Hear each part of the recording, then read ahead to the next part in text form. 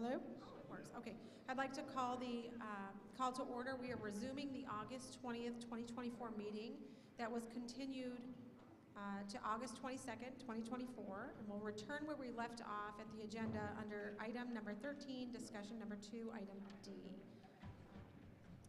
Can I get Trustee White to lead us in the pledge, please?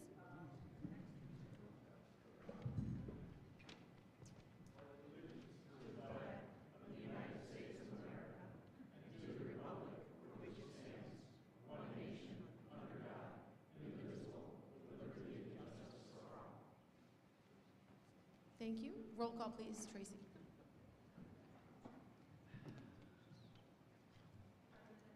Here. Here. Trustee Bonnie. Trustee Shomas. Okay. We do have a quorum this evening.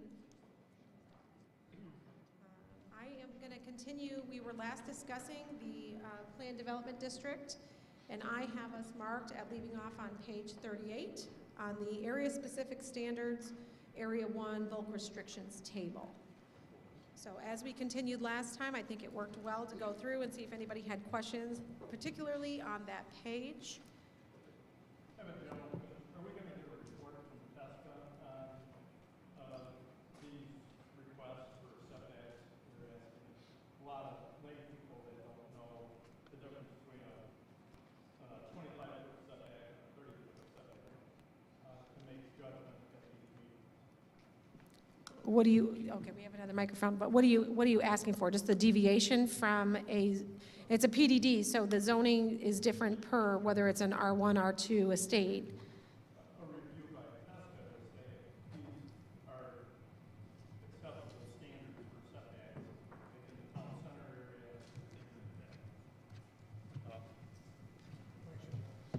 area. To find out, what are acceptable standards. In a town center, you do want walkability, but you need to make sure that there's room for parking and that the sidewalks are wide enough. I appreciate Danny's expertise, and even if Walter was here, I'd be asking for the same report.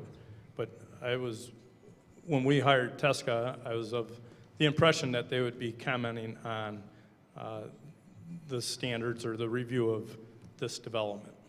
So our engineer and public works director went through the documents, and if they had concerns, they would have brought it forth in the board report to you. So everything that has been reviewed and presented in front of you has been reviewed by staff. But that's different than a land planner looking at it. One of the things, and I'm getting ahead of myself, is that they're asking for setbacks, and then they want encroachments on the setbacks. That's something that a planner would comment on, not necessarily a public works director. Yeah.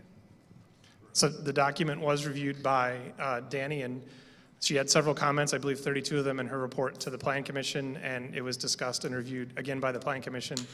TESCA was hired on as a supplement because of we were missing a position in the department. They were not asked to review this development specifically and give comments. They were asked to review and give comments on other projects that we're working on, in large part because so much time was being spent by our director on this project specifically. Well, TESCA should be reviewing this. Extra pair of eyes on this, a professional set of eyes, is what's required for something that's going to be in existence for perpetuity after this is approved. And now's the time to make the changes and see how it compares to our existing code and what the planning standards are. But again, I would be requesting this even if our former director was here. This needs to be reviewed in detail and with somebody that has experience with transit-oriented development and a walkable development. Okay, thank you for your comments. Jennifer, I don't know if you want to address that at all. Sure. Is your mic on? No.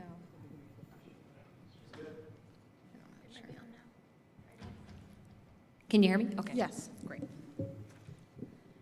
So we commissioned Norris Design. They're planners that have done planning work. You may be familiar with them in Illinois for several years. They, as a result of the downturn, closed up shop here. that they do quite a bit of work in the Colorado and Texas markets, including this type of walkable, pedestrian-oriented town center design. And so we consulted with them to come up with the standards for the town center. So much of what you see in the PDD ordinance as it relates to the town center, including the 14-foot building setbacks, are designed for walkability and to accommodate outdoor dining. I had a question similar to what Trustee Michaels had to say. I would have liked to have seen the comparison. Staff would have presented the comparison, or Crown would have presented the comparison of these districts and the requirements that we have in our existing code to what is here, because then that way we can get a better idea what the variance is, what the ask is, what the change is. This requires us to go through all of the code, and at the last meeting we had Danny going through each one and trying to figure out what the difference in the codes are. I do have issues on page 38 right away, and this is residential, so this is not dealing with the town center. And I'm pretty sure our existing residential code does not allow for a 5-foot interior side setback. And If I could speak on that, there are tables in my advisory report that I did for the Plan Commission that does compare different zoning districts in our table to these standards, and it is Okay. attached to my board report, so some of your answers might be in that, 'cause I did compare some of them. okay, Thank you, Danny. I was just going to make that comment, that she does have that. And you'll see, I think there's even under architectural standards, she breaks out, you know, Hanford Farm, Prairie Glen, Area 1, Area 2, and then different areas for zoning and square footage of lots and setbacks. So you'll see that on her board report, starting I have on page 192.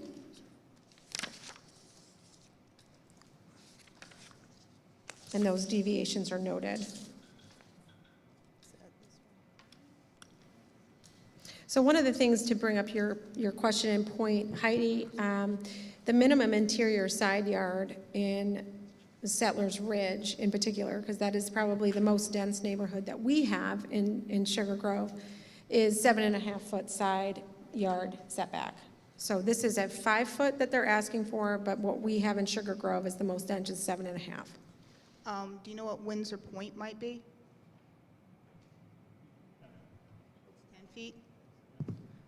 It's, In Settlers Ridge, we reduce the side yard setback, and they agree to do all parking side, they're asking for line of sight. So with the deviation from the norm, we got a concession and have all parking side in Settlers Ridge. I think that we don't want to go to a Chicago standard, as far as those are pretty small between lots.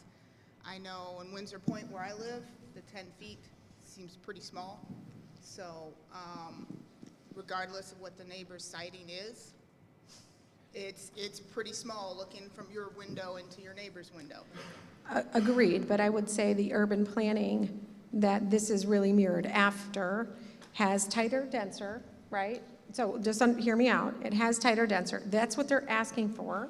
I'm not saying that it's appropriate necessarily for Sugar Grove. I think that when you scale it properly and you go from, we have R1 in Hannaford and I believe R2 in Lakes of Bliss Woods, so that would be the closest Sugar Grove properties adjacent to Crown's property. That five-foot setbacks is probably too tight. So I would agree with you. I don't know if Jennifer is willing to concede on that side yard setback. I understand as you scale from there and you go into townhome, or if you go even into the ranch type product, attached ranch, detached single family, people are living differently. We haven't developed in Sugar Grove in 20 years, but as we are meeting with home builders and they are developing within the Chicagoland area, we had a meeting today with a home builder on a separate parcel, and they were asking for a 7-foot side yard setback, that particular builder. So Michael was in that meeting, Scott was in that meeting, he can attest to that. That is what they are building in the Chicagoland market. If we want to be competitive in the Chicagoland market, that's what they're doing. If you don't want to be, and you want to hold yourself to an R2 or an R1, that's, you know, your individual right. But what they're asking for is the standard that's going on in the marketplace. I disagree with that statement. I disagree with that statement. I drove through the Pulte development that's new in Batavia, and those are 10-foot side yard setbacks. How large is the lot? How large is the lot? I don't know. I looked at the side yard setbacks, and it's a Is current it a development. quarter acre? Is it a No. quarter acre? No, it's less than a quarter acre. Okay, so what they're asking for in their first component piece here is 7,500 square feet or up to 9,100 square feet, which I would say the 9,100 square feet, because we originally resided in Pressbury, is equivalent to what our house was in Pressbury, which is still that kind of denser housing, not quarter acre lots, has community features, has a clubhouse, has tennis courts, has community amenities. That's what they're asking to build here. They're asking to build neighborhoods with community amenities because people don't want to maintain quarter acre and up lots. Whether Batavia is still building a quarter acre lot, that's fine. That's not what they're asking for. So the board's job is to consider what they're asking for, not necessarily that one neighborhood in Batavia is still building a quarter acre lot. And if I may, that neighborhood, Okay, well, you don't know what it is, though. we have it.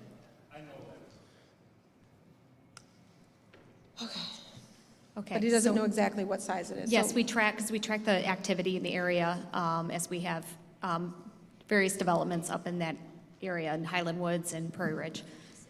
The lots are 56 by 120 or 66 by 120, and the side yard setbacks are 7.5 feet. And that's in Batavia? That's the Pulte development in Batavia. We have it pulled And up. what's that, just can you do the math for me real quick, what the square footage is on that lot? If I could, 6,700 and 8,500. Okay, so they're comparable to what this is. Yes. Thank you. see, I think, in my mind, what we were trying to accomplish here, and I go back to the presentation Walter gave to the board about the trends, not necessarily in the marketplace, but in demographics, that people don't want the larger lots. You know, we currently have a history of a 10,000 square foot lot, 3-car garage, and my thought was that part of the intent of this was to provide a different option so that younger people would have a place to move to that's not the traditional subdivision that we've done every time in Sugar Grove. And so that people, as they age out of their single-family homes, have less maintenance to do. I've kind of looked at this, when I went through all this, as an alternative to what we already have an abundance of in the village. Thank you for your comments. I would say that Area 1 should be a transition from Hannaford to the non-traditional lot in Sugar Grove. So Phase 1 should be a lot size similar to Lakes of Bliss Woods or Walnut Woods, and transition in density down to areas 2 and 3 where you're going to have the higher density. Danny, I don't know if you can, or maybe a better question is Sean and Michael Shomas. Do you know your lot square footage on your property? Pretty sure we're slightly larger than a quarter acre, and I think I'm at 0.3, 0.37 on my, So you're larger, yeah. but not everyone's the same size. And you have a big corner, okay. I don't know if you can give me an interior lot potentially, Danny, in Walnut Woods. So it sounds like, though, the interior side yard, we can get back to square footage on lot size, but the interior side yard is an issue at 5 feet. Am I hearing that correctly?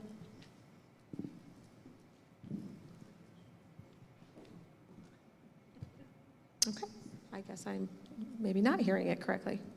No, do you have an issue with a 5 yard? I don't have an issue with it. Okay. I think the intent is to allow, as Jamie indicated, The intent seems to be, based on the indication that we had been discussing, as Jamie had indicated, to allow for more walkable neighborhoods and more denser housing in certain areas. If we want to designate which zones we want to put that in, then we can do that. Thank you. In Walnut Woods, interior lots are 0.23 acres. Interior lots are. Well, you're always going to have, even in this development, you're going to have some lots that are a little bit bigger just based on the way they lay it out. One of the figures I'm keen on is the maximum gross density of 5 dwelling units per acre. In our code, it calls for 3 units per acre. I don't know what the density is in Settlers Ridge, but I know Rolling Oaks is not even 3 units an acre. So I think Area 1 is too dense for that transition from Hannaford to the non-traditional lots. Thank you. Are you looking, Danny, are you pulling up?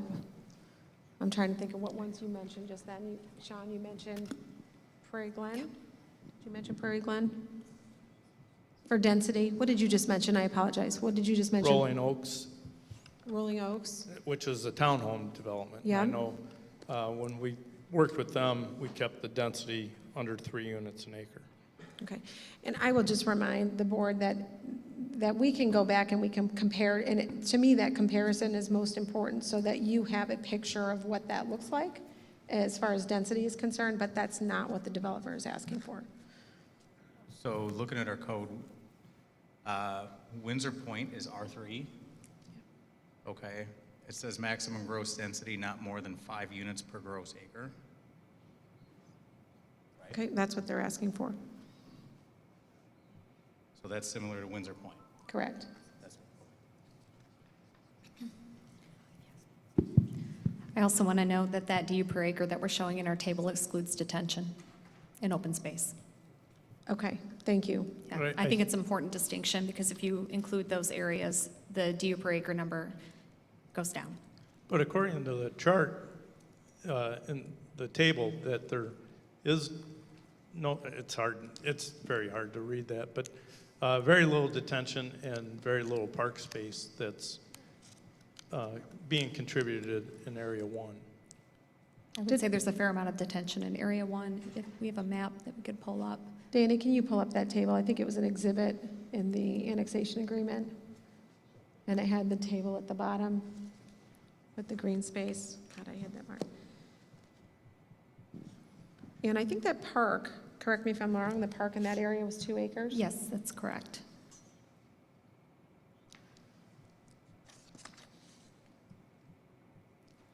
It calls for, is it 11 stormwater management? Right there. Yep. 9 acres, and the park 2 acres.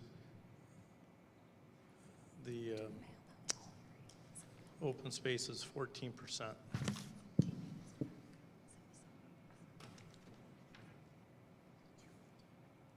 Park, 2 acres. So it calculates out, if you include the open space and detention, at 2.8 DU per acre.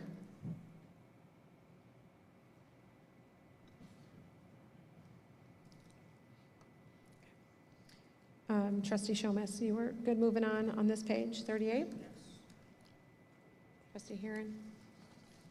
But there is the italics, and maximum gross density excludes detention, so is that a That's what, yep, that's caveat? correct. That's what yep. Would you be willing to move the side yard setback from 5 feet?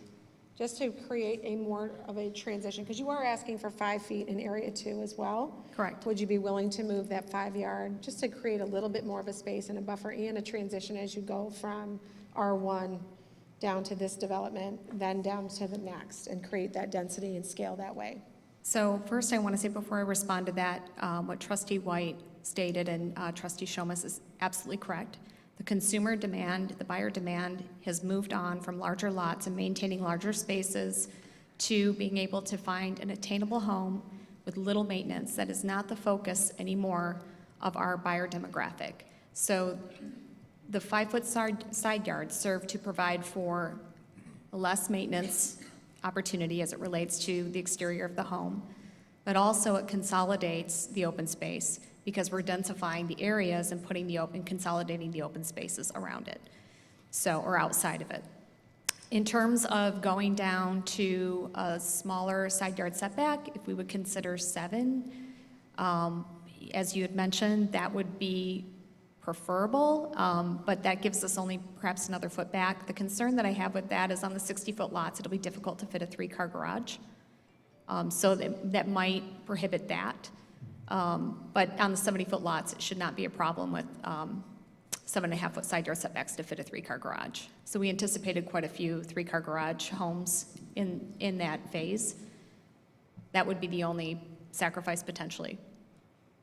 Okay.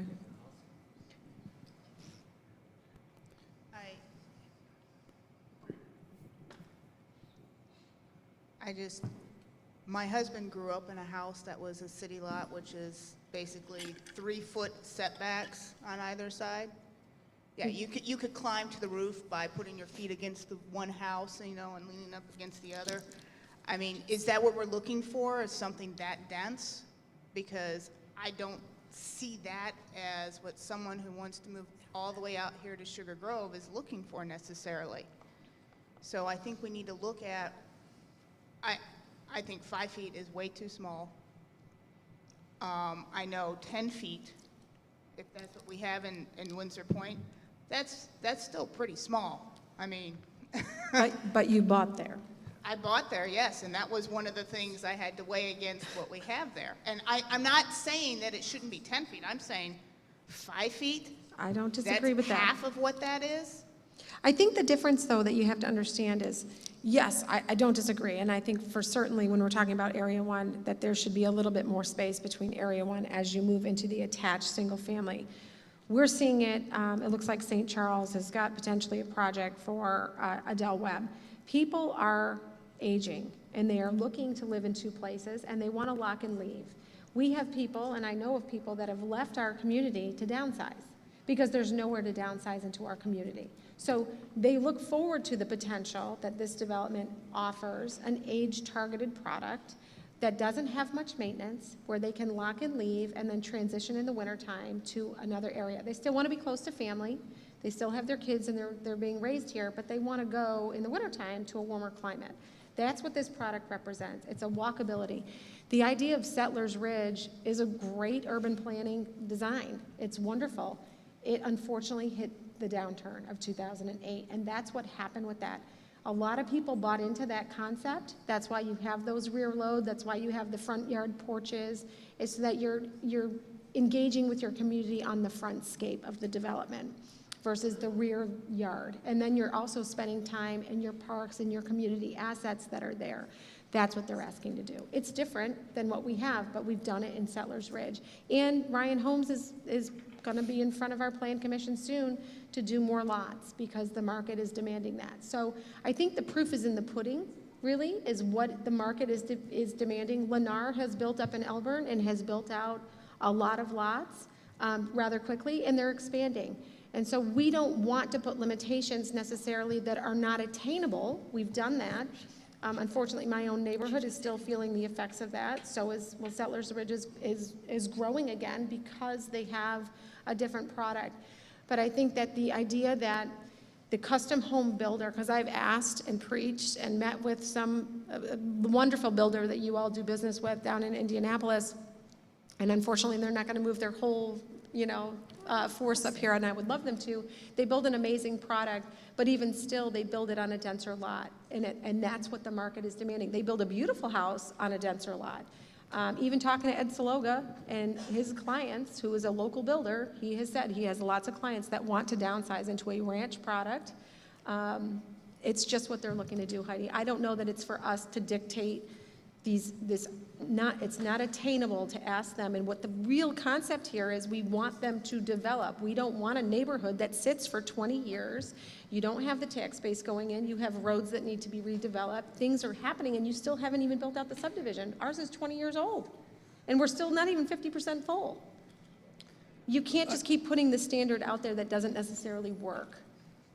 I build homes for my full-time job. We're selling lots and houses in North Aurora on 14,000 square foot lots with 10, 12-foot side yard setbacks. And we're so busy, we can't keep up.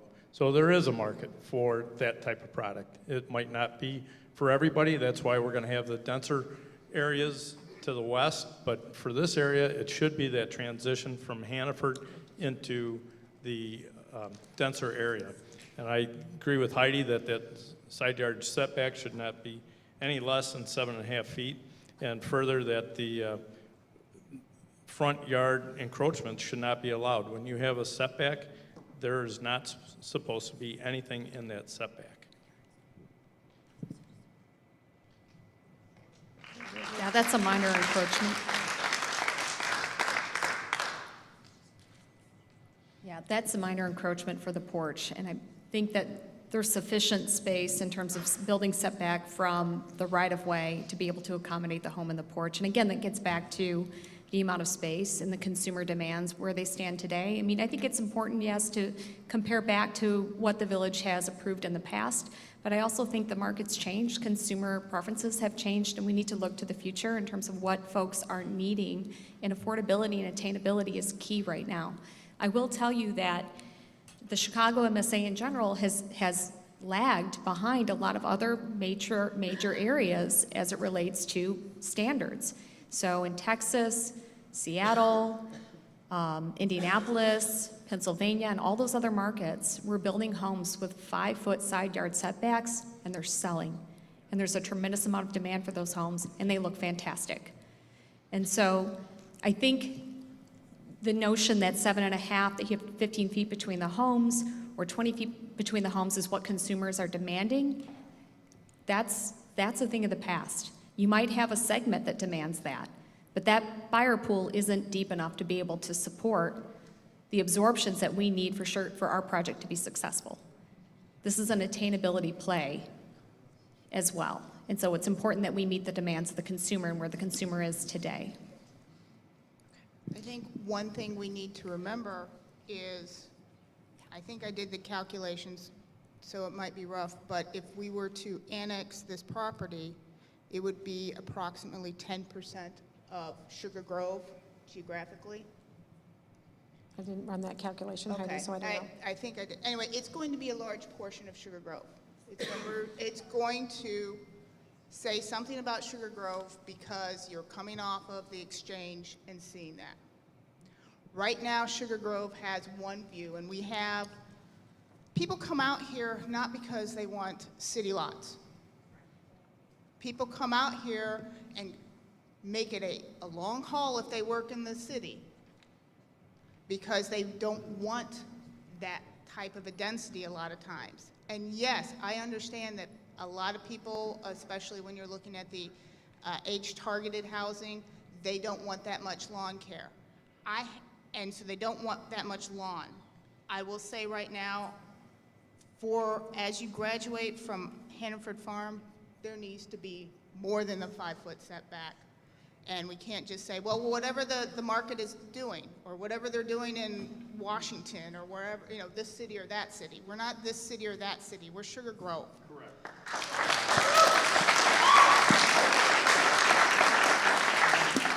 Under that premise, you only invite in a certain demographic. And I think that is also steering the market.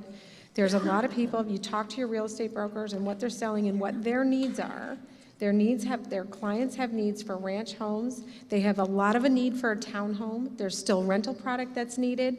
There's a resident that's selling her townhome in Sugar Grove and moving to a rental home in Yorkville. So under that premise, we're going to let our residents go versus trying to retain them. There is not one product that fits all. And the problem with Sugar Grove is we have not allowed diversity within our village, and we have to. I don't have a problem with townhomes. I live in a neighborhood with townhomes. I don't have a problem with apartments. I don't have a problem with single-family homes. I don't have a problem with higher density homes. I have a problem, one, with the graduation between Hannaford Farms, and then you put some high density in there with the smallest setback possible. That's not a good graduation in there. And I don't think you should make it so that all the homes have that possibility of doing that. If we have a small portion, like I said, I have no problems with apartments, I have no problems with townhomes.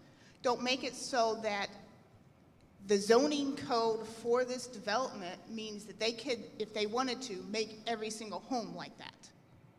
That's fine. They have it by the area so that you can go into the table by area, but they do have the 5-foot throughout on, Yes. on detached single family. Yeah, so every home in this development could have a 5-foot setback.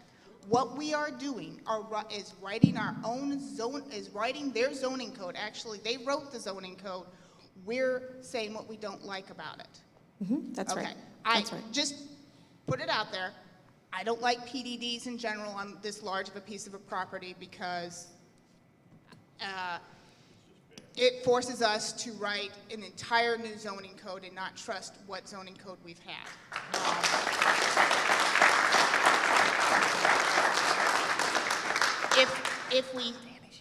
If we have to do a PDD, that's why we're going through this, and I'm not saying we have to, but entertaining doing the PDD, that means we're writing the entire zoning code. So we are going through every single thing on here.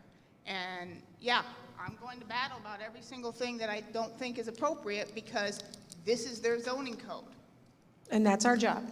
This is their application, and that's our job. So it's a big project, and here we are. So back to the side foot setback.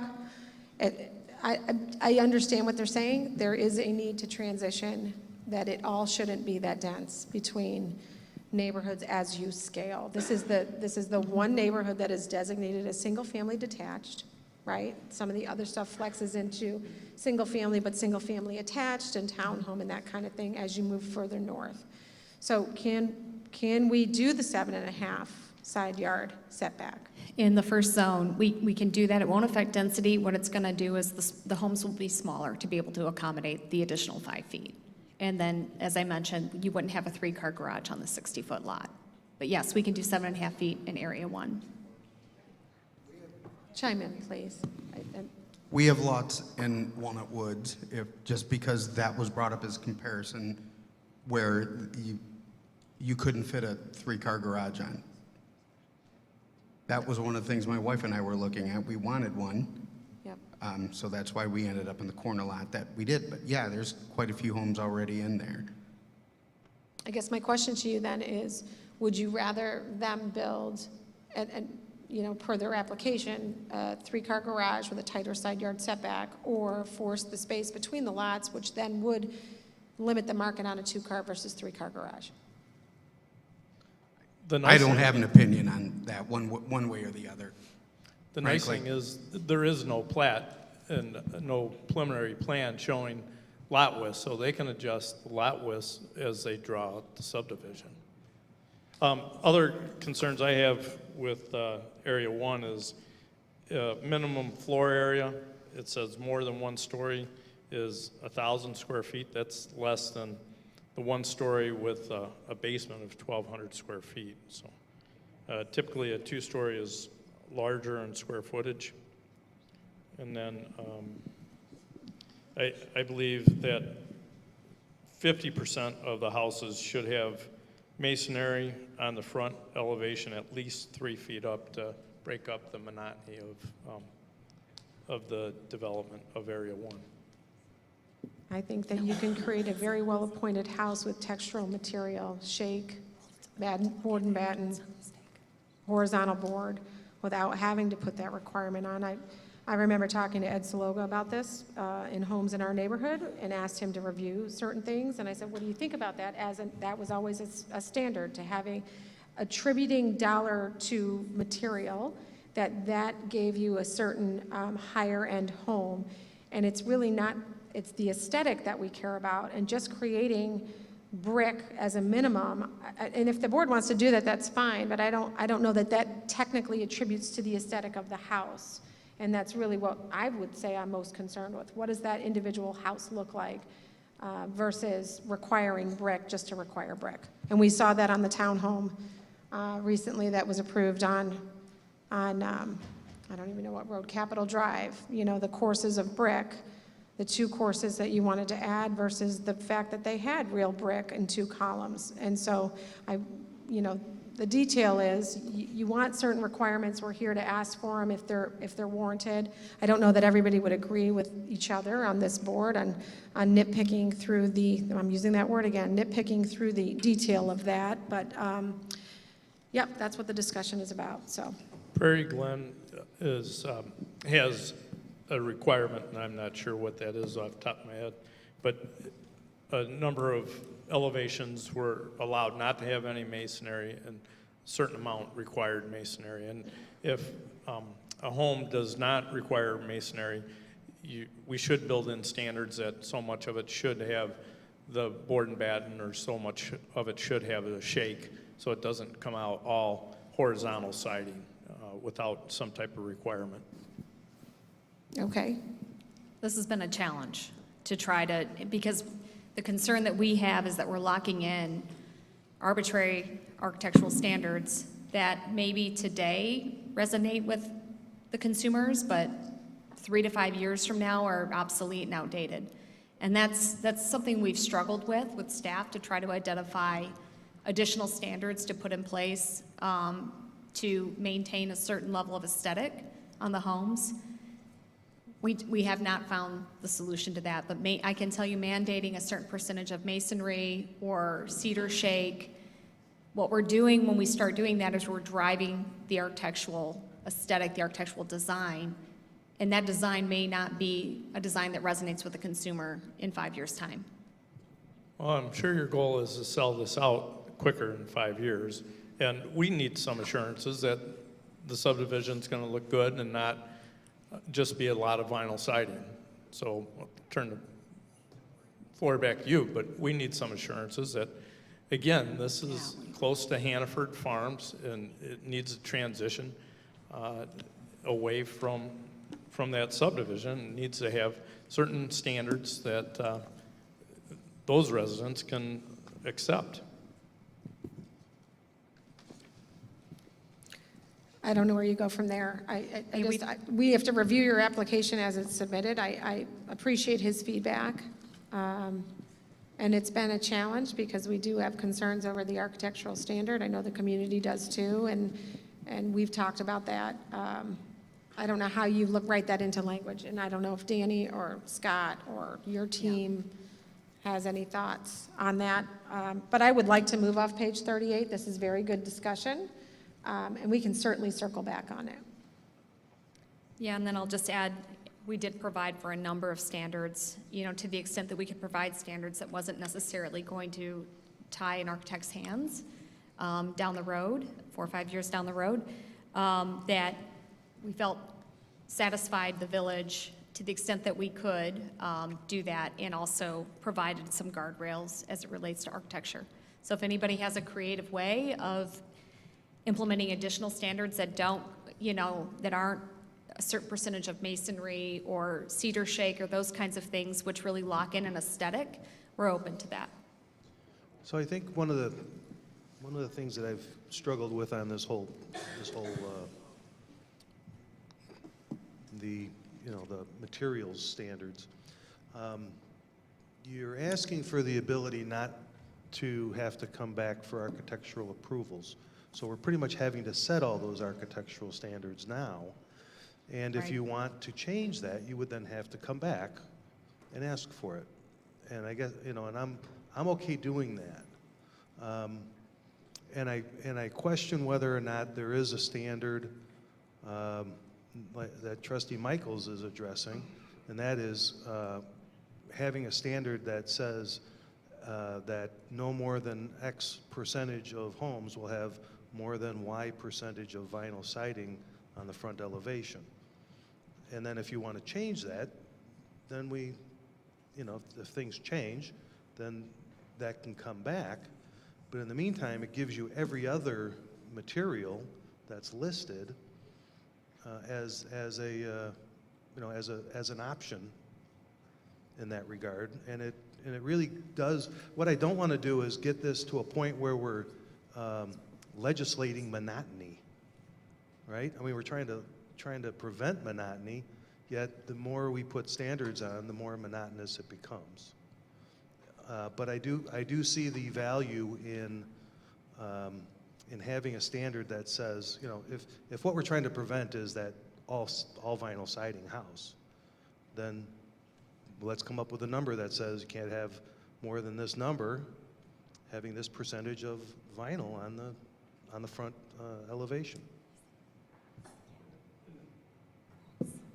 Not to follow up on Jamie, there is vinyl shake siding and there's vinyl board and batten. I'm not saying that you have to change those products to a cedar or a LP product. It could be allowed in a vinyl shake or a vinyl board and batten, but what I'm trying to get across is I don't want all horizontal vinyl siding on the front elevation. I would think everybody doesn't disagree with you on that point. So, I don't know if you have a suggestion. I agree with Trustee White on, we set something down, and if they want to change it because the market changes, they come to us and ask for the change.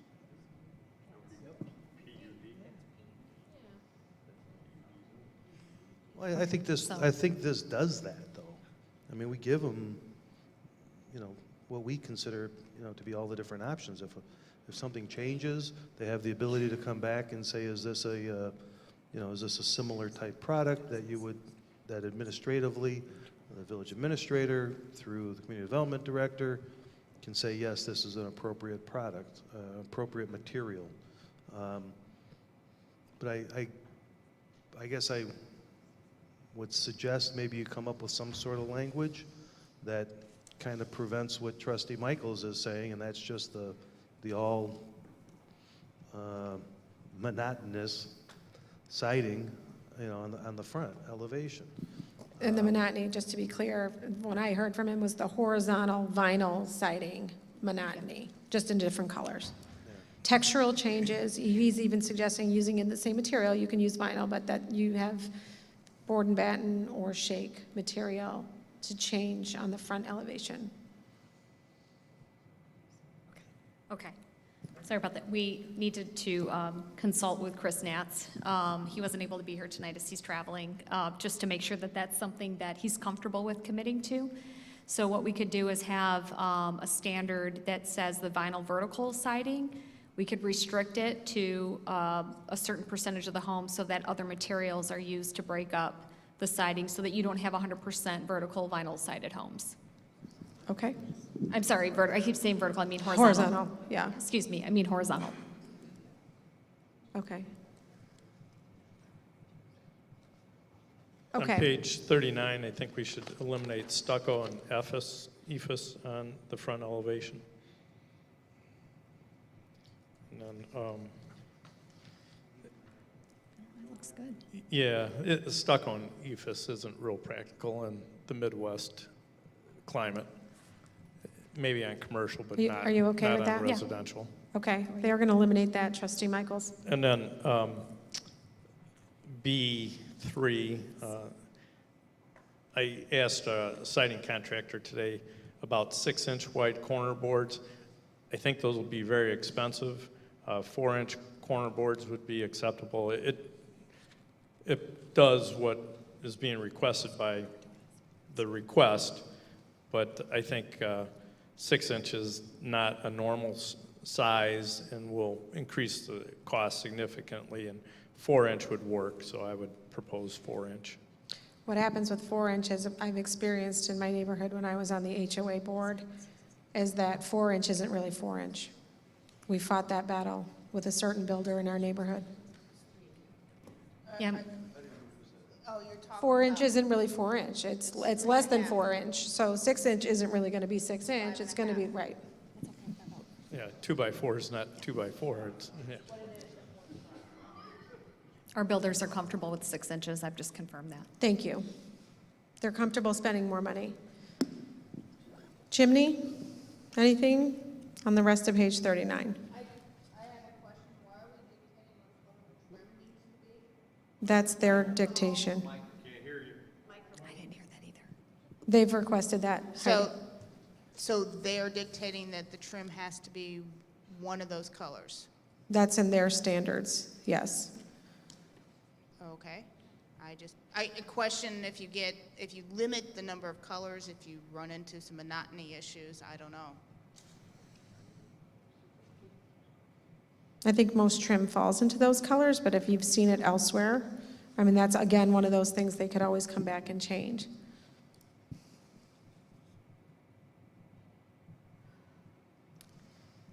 I did have a question on the chimneys.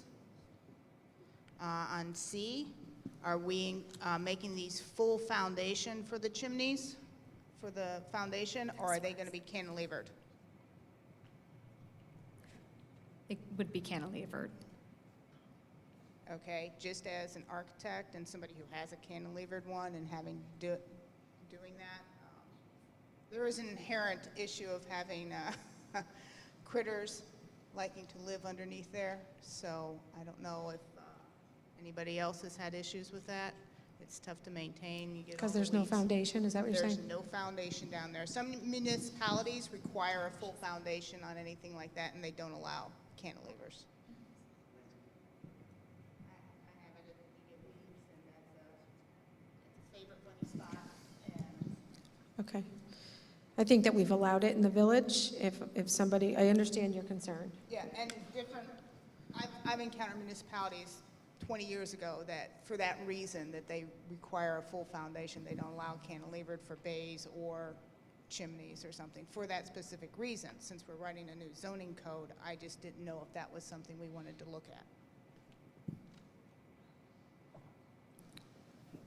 at. I'm fine with it as written. Anyone else?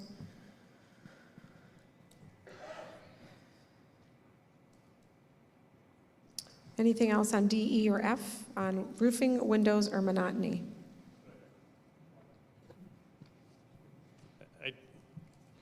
On the chimney, I do find that it's ironic that we're dictating that the cantilever be encompassed by brick, stone, or other complementary materials, which is solid, where on the front, we're saying that it could be obsolete. So I don't think a chimney needs to have the brick or stone, but I do think a front elevation should. Just so you know, if you have brick and stone on a cantilevered chimney, it's going to be the thin stone or thin brick. On D, 5, D itself says the following are permitted, but I think we're requiring the 12-inch overhangs, aren't we? We're not, Yes. so, So it needs to be If we can required have- instead of permitted? well, at least on 5. Oh, yeah.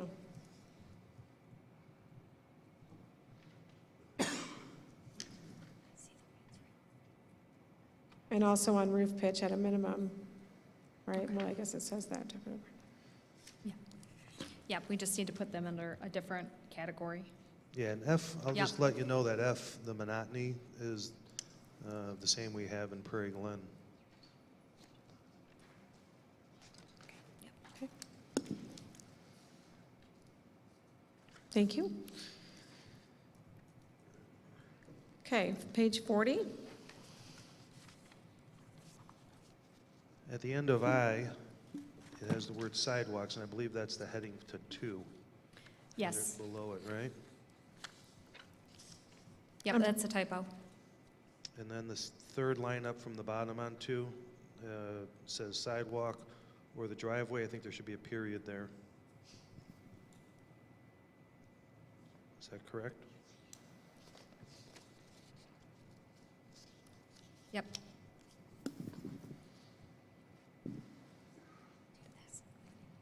We already fixed that.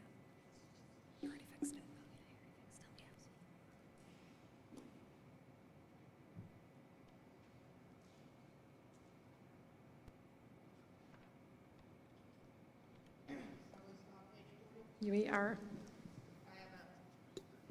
Question on the fencing D, on the materials, or I didn't see, maybe I'm missing it. Are you not allowing cedar fencing? That's correct. I was just curious why. Maintenance.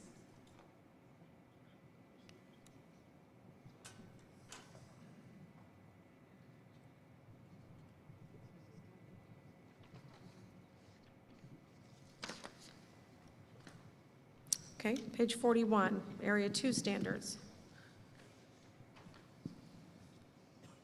Can you define what a cottage is?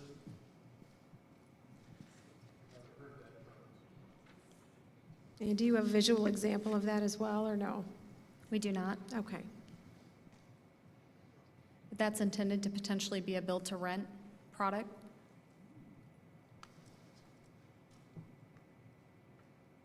A house would be a build to rent. I guess I'd like to see an example of a cottage and see a typical lot drawing of how that cottage or cottages would fit on the lot.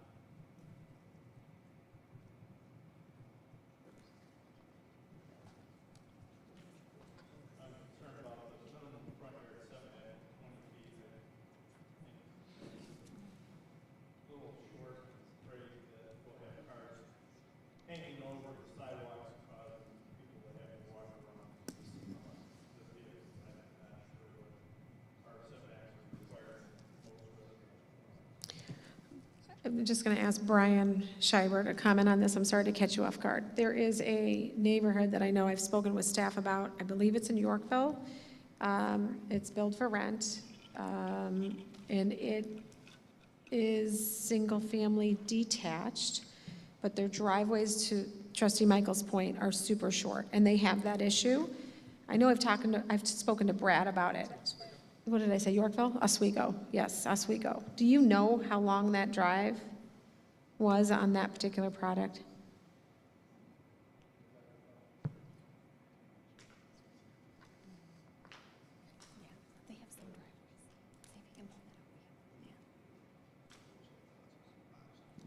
If it's the same one I'm thinking of in Oswego, on the south side of Wolf Crossing Road, rental, single-family homes, those driveways are all probably less than 20 feet.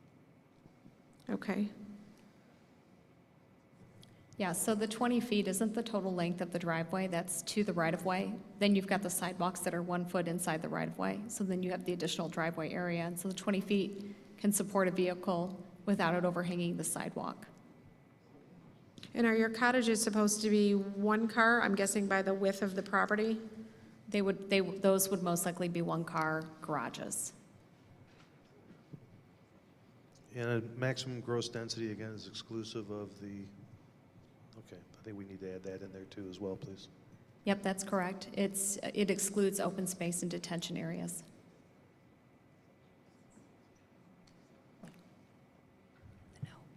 So all of Area 2 would have a 20-foot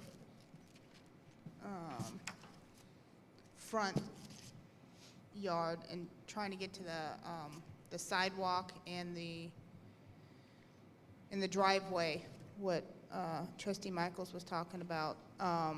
So are all the homes in Area 2 would be one car? I mean, I am concerned about a car overhanging the sidewalk. And if you only have a one-car garage, and if you have 2 cars, you're going to always have one out in the driveway. Yeah, so that would only be in the cottage homes that we anticipate a single-car garage. All the other products are most likely going to be 2-car garages. Danny, can you do me a favor while we keep talking? Can you look at Meadow Ridge Villas and see what that setback is? Did I see that we have a standard in here that all single-family detached will be 2-car minimum, correct? Correct. Thank you for pointing that out.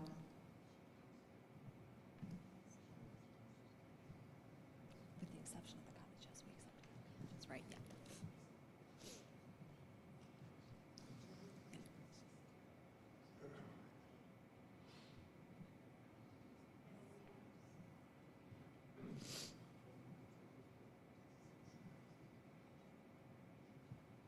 Looks like it's 25 feet.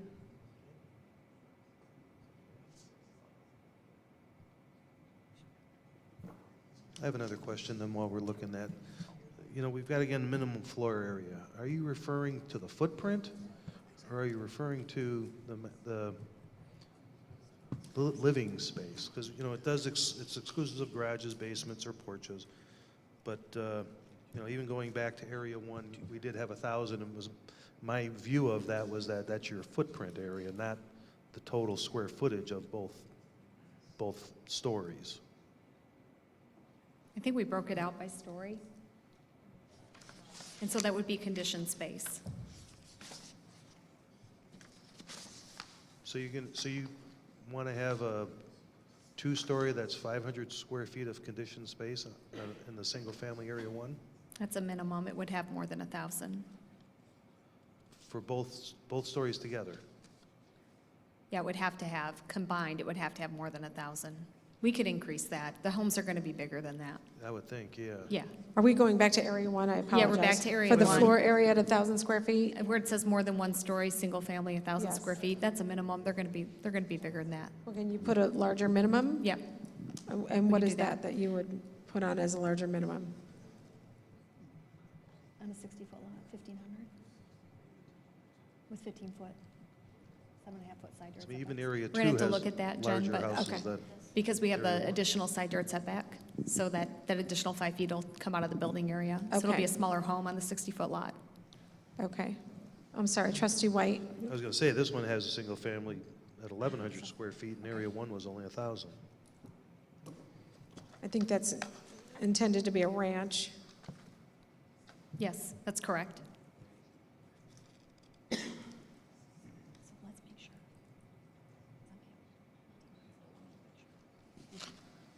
Yeah, we'll look into that here now and come and report back. We can come back to that one if you like. Okay. Anything else on 41? I don't know where it'd be specified, but does area 2 have a private park?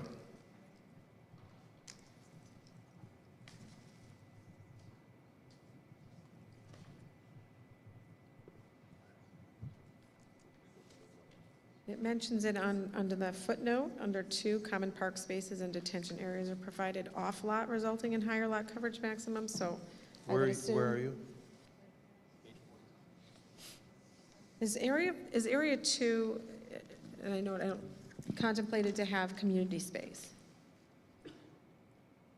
There could be an active adult amenity. So yes, there could potentially be community space in area 2. And those footnotes, I believe those are, I'm looking at a screenshot of it here, but they apply to both tables, just to clarify. So there should be footnotes on area 2 as well. So we'll go ahead and add those. But those footnotes that cover the common park spaces and detention areas are provided off lot, resulting in higher lot coverage maximums. That applies to area 2 as well. So I have a comment about that. If you can go to your map again, I think it was just, you just had it up. I would like to see a park on the east side of Denny, at least 2 acres of park on the east side of Denny. We don't know where the park's going to be, but what we can do is commit to a 2-acre park minimum in that location. On the east side. On the Just east side of somewhere on the Denny. east side of Denny, because we've got the, we've got Yes. the main square. Yep. And I don't want to have people having to cross Denny just to get to a park. Yeah, and we do intend to have a park over there. That's most likely going to be the age-restricted area, and so there are probably going to be parks to serve that community.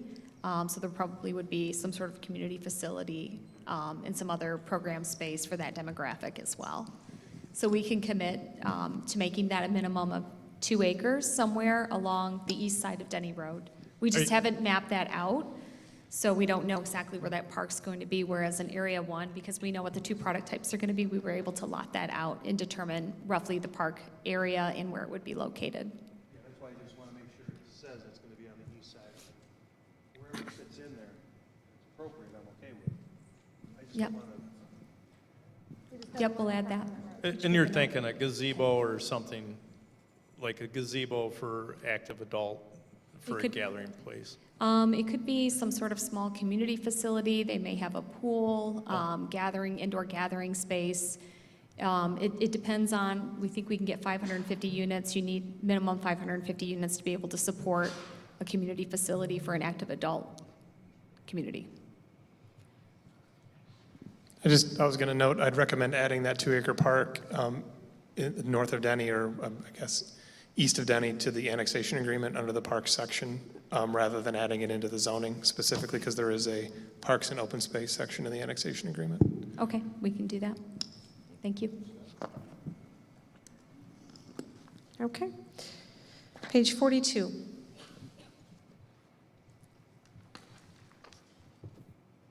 Why is the maximum building height so tall? It seems exceedingly tall for townhomes. We're in area 3. Area 2, still on Area page 2. 42, bulk standards.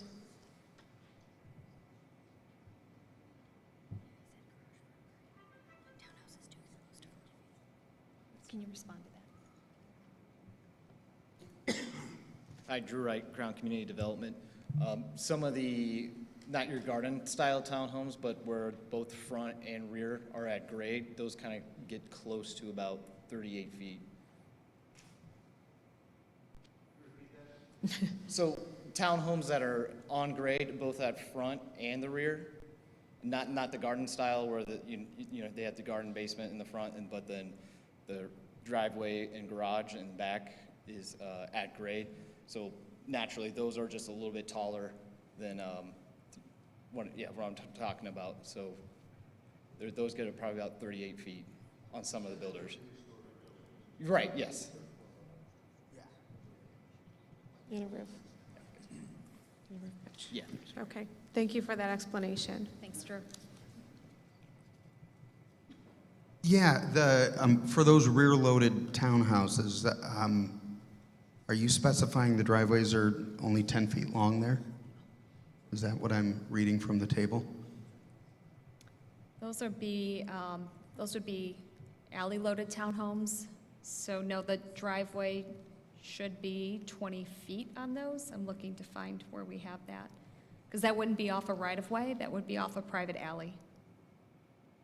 And then another 20 feet of driveway? Okay, thank No, you. it would be, yes, the alley would be 20, 25 feet, however wide it needs to be. And then, yes, you're correct, the actual driveway serving that would be 20 feet. Okay, thank you. Yeah. And the alley is a private drive that's not maintained by the village. Yeah, the alley would have to be maintained by the HOA. Okay, I think that needs to be specified. That was a question I had in one of the documents. Again, I would say no ephes or stucco. And I think will you be able to accommodate the street trees, 2.5 inch caliber for every 40 feet? Is there going to be a number of curb cuts? For which, are you talking about the alley-loaded product, No, it'd be more the front load product. the front-load product? Just under your landscape materials on page 42. Yeah, we may have to cluster them and shift them, but yes, that's how we'll calculate how many trees are needed based on the linear footage of roadway. And we may have some that are closer together, we may cluster some trees, but yes, we'll meet that requirement. I think language needs to be added to that because it does talk about exceptions where utilities, driveways, and streetlights are marked. So if, I appreciate that you'll meet the quantity based on lineal footage, but I think that item 1 needs to be amended in the language to make sure that we get those. You want that clarified? Okay, yep, that's the intent here. We can add clarifying language.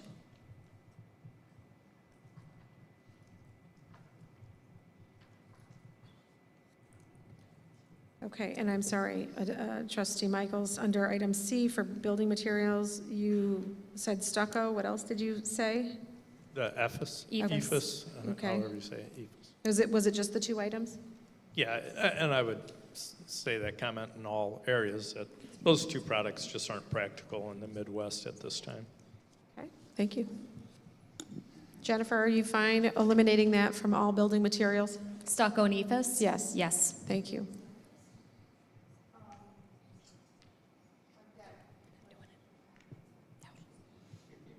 Regarding, I'm seeing the screening of common utility boxes for utility boxes located in the front yard. I know this was brought up in the Plan Commission.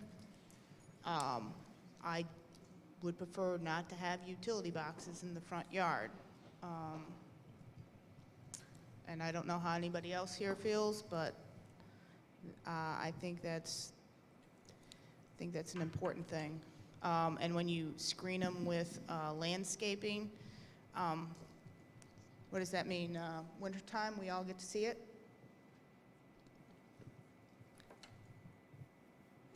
I agree that they should be in the back, except where you have naturalized areas. So if you have a home site that backs up to, let's say, a conservation area, I'm okay with it in the front. It's very similar to, is it Pembridge? That's the circle around there. It's very similar to that, but I do agree that I'd rather see all the utilities in the back.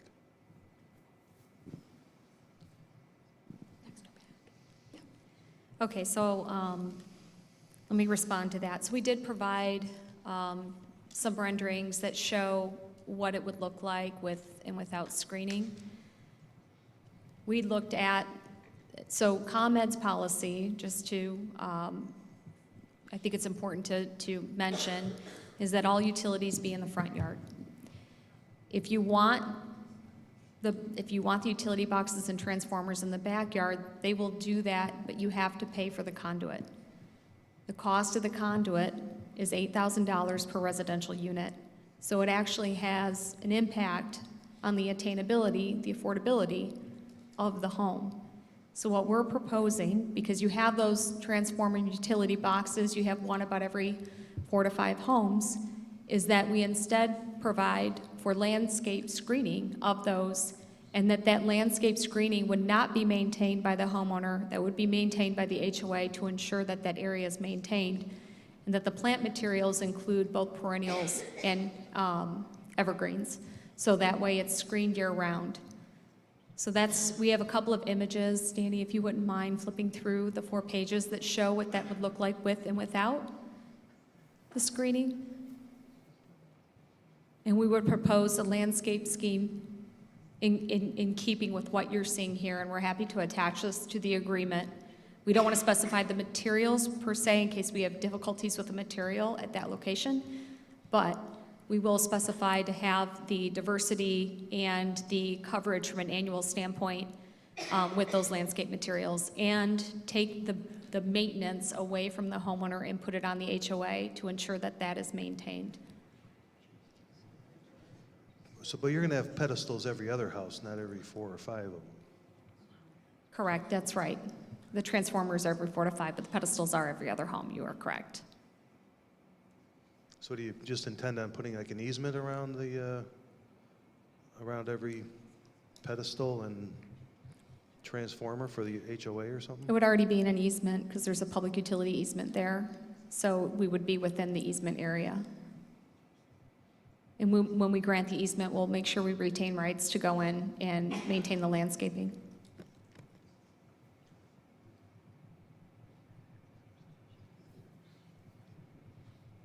I think your cost for the conduit's very high. It's not a very long run. $8,000 seems to be extremely high, so revisit that. Is that what ComEd charges?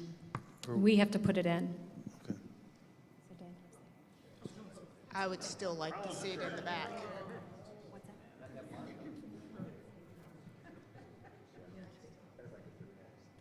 So it would be multiple conduits. We have gotten pricing on those from contractors.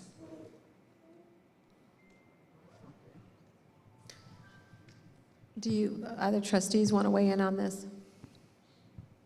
I think every other development we have in the community puts all the boxes in the back today, correct?